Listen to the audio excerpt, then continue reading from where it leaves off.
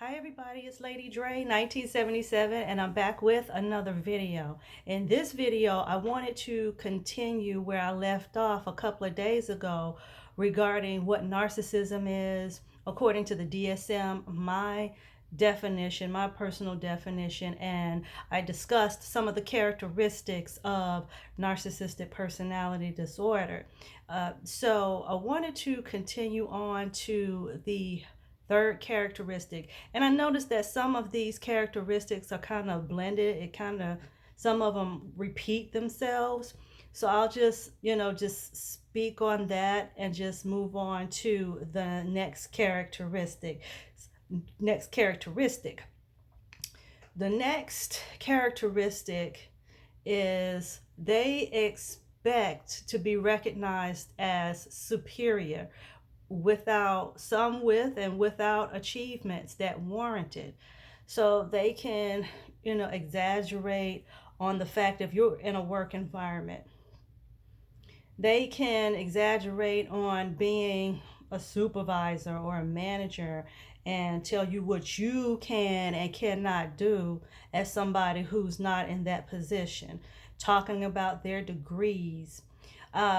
One of the things I remembered a manager saying to me some years ago when I worked in human resources, when myself and some of my teammates asked why we could not participate in some of the meetings in reference to topics and discussions in reference to our work.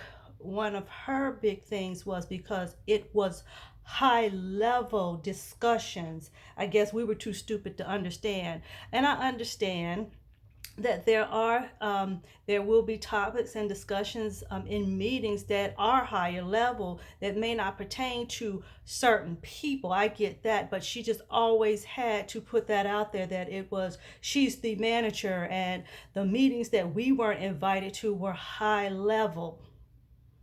So that's what I think of here when talking about being superior. Now, she had the achievements, she had a degree at that time. So, yes, that's how they feel because, again, it's all about them. They exaggerate their achievements and talents. And I just spoke on that a little bit. Having degrees, and I mean, they go the extra mile. It's like they're throwing it in your face. They're feeling like they can, one up you. You're talking about maybe your degree, and they'll come in and they'll talk about, their degrees and, what they did in the school or schools that they went to. You could just kind of tell how they brag about it. It's more extra. You will recognize that. Another characteristic is they are preoccupied with fantasies of success, power, beauty, brilliance, control. Now, here, don't get me wrong. We all have fantasies of being successful, of being, beautiful, maybe like a model or an actress or a singer. There's nothing wrong with that. It's just the way they act with it. They think that they are bigger and better than other people. They expect to be recognized as this big person with this big attitude, and you better recognize it. One of the things that I notice is another job where there was a coworker. The supervisor was going to put her into a lead position, and she just felt like, she had all this knowledge, and she wanted to be recognized as being a leader of the team. And if you did not kiss her behind, tell her how pretty she was, how nice her clothes was, how nice her makeup was, she felt like she was being ignored. And how dare you do that? Now, this one kind of lines in with a characteristic that's coming up here a little later on. But that was her stance. Narcissists, again, they only care about themselves and how they can benefit from using other people. Now, again, we all have fantasies of success, but there's a difference. The difference with people who aren't narcissistic, yeah, you might want those things, but you have an attitude of not only being successful just for you and making it all about you, but you have those dreams because you want to help the common man. You seek to try and help others with the information that you have to help other people to be successful, to give other people knowledge. So it's nothing wrong with that in the hands of, regular everyday people who are not narcissistic, but it can be something else when narcissists, have these fantasies of success. They want to so badly control others because guess what? They are typically very insecure, very immature.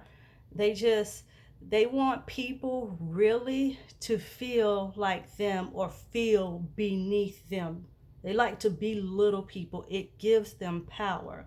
Your reactions give them power. And if they can control your emotions, they can control you, period.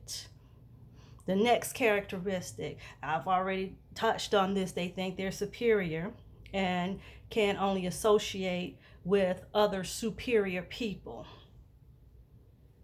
So, and this might sound really weird and some people may not like it, but you have someone like the person I just talked about being a lead.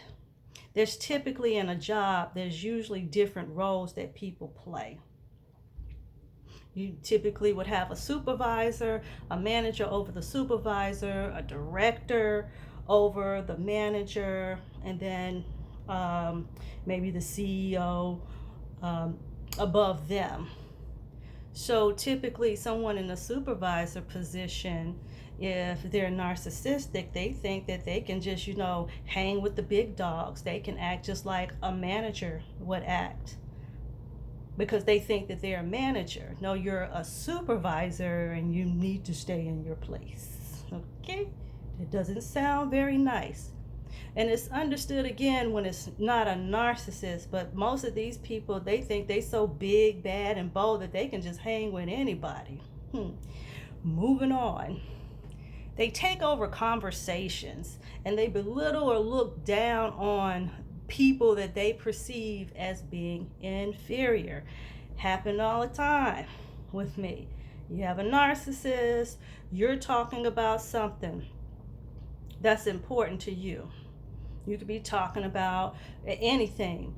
Now, I went to the beach with some friends and I had a good time. Oh, well, last weekend we went to wherever it was they went.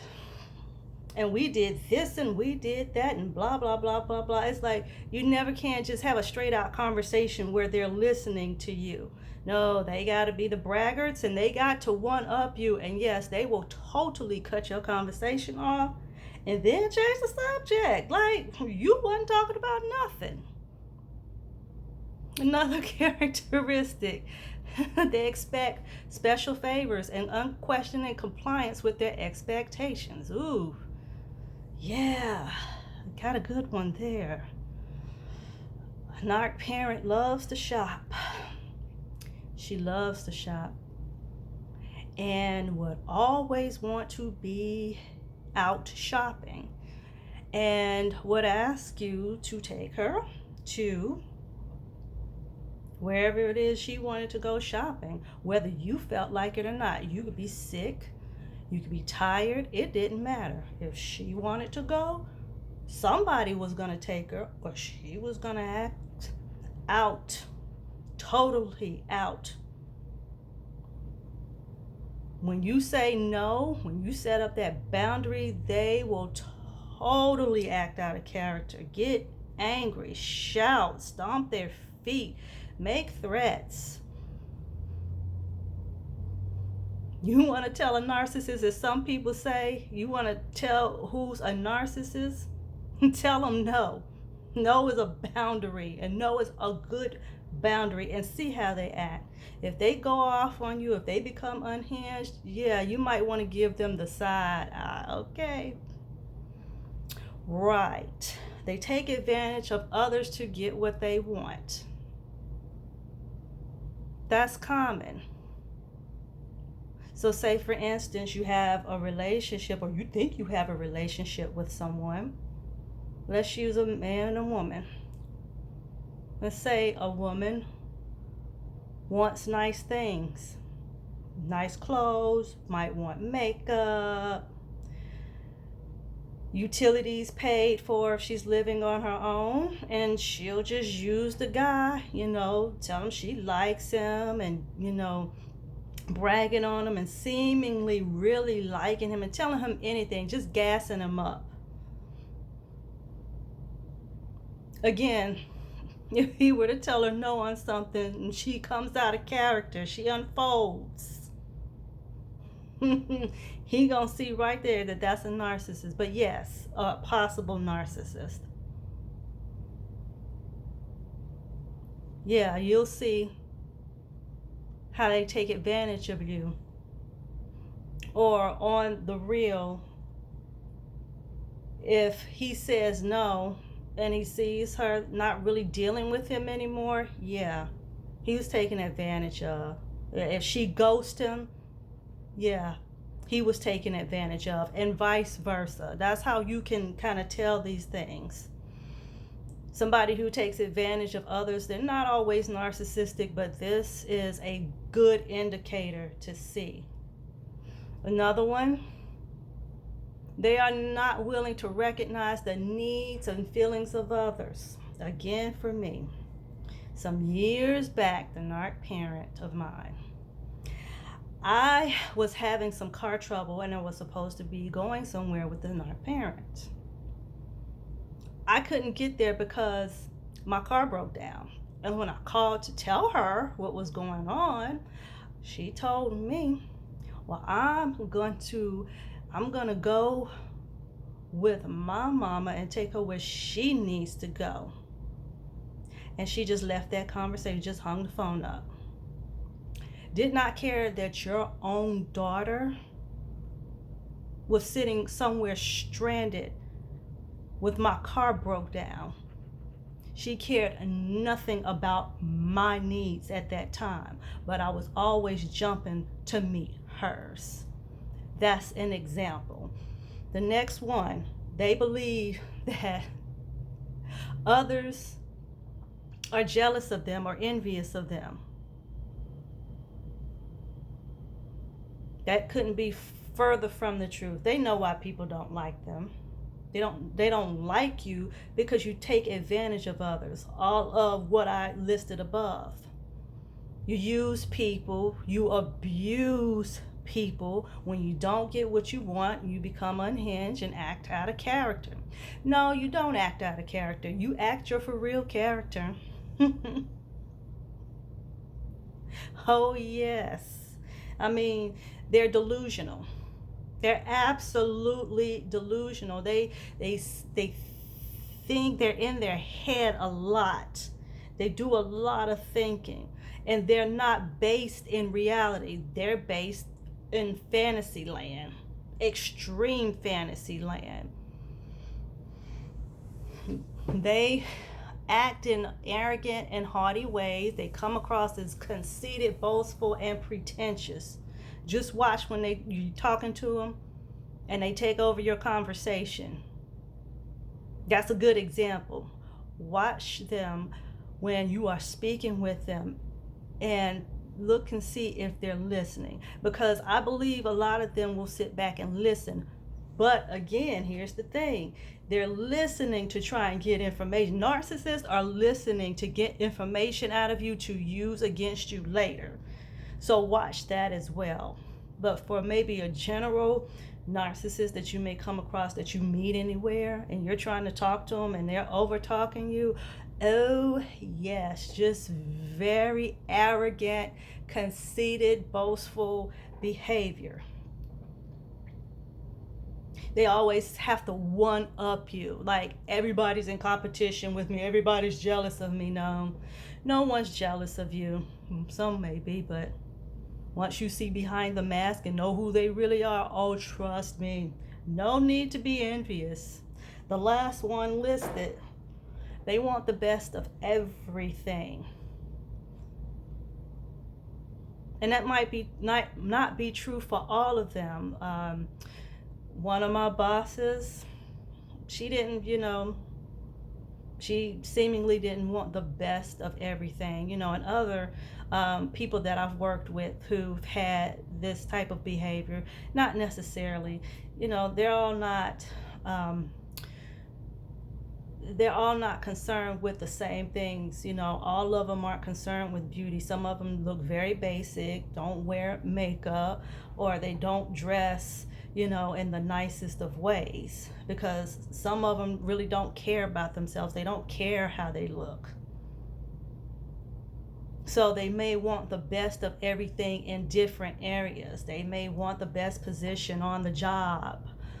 They may want, other things. They might want the best car, the best mate. They just want to be looked at, again, as I stated in the earlier characteristics. They want to be made to look good and well put together. So those are just some of, and that's really the rest of those characteristics that are listed. It said, I know in the DSM-4, the 9 characteristics, if anyone met 5 of those, then they were diagnosed as narcissists. But I tell you, in my opinion, you can say that someone is narcissistic with the characteristics that are listed. I personally do not believe that you have to be diagnosed by a doctor on this one. Your spirit man, if you have the Spirit of God on you, you're going to see the characteristics, and the Spirit is going to tell you, okay, yeah, you need to watch this person because they're narcissistic.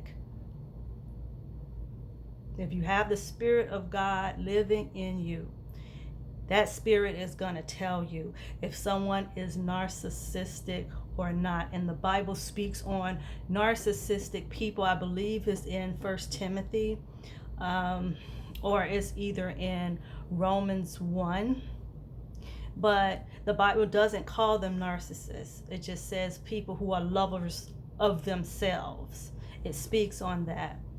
I hope that this was helpful to you all. Again, if you wish to comment, please like and subscribe. I hope that you all have a very good night.